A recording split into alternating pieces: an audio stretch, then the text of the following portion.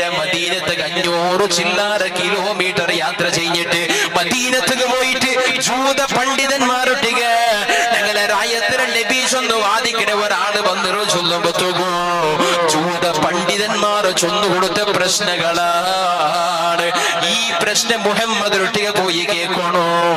അയാള് ഉത്തര ചൊല്ലണുകാവില്ലെങ്കിൽ അയാളെ കൊല്ലണോ?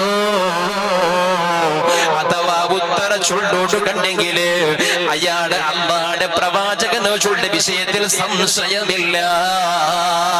എത്ര വില ഒരു അഗ്നി പരീക്ഷയായിട്ട് ഈമാനുള്ള മുസ്ലിം അള്ളാന്റെ റസൂലിട്ടിയ മക്കത്തെ മുശ്രിക്കീങ്ങളെ ബന്ധ കേക്കടേ. 3 പ്രശ്നക്ക് ശരിയായ ഉത്തര ചൊല്ലെങ്കിൽ നബി അംഗീകരിക്കണോ?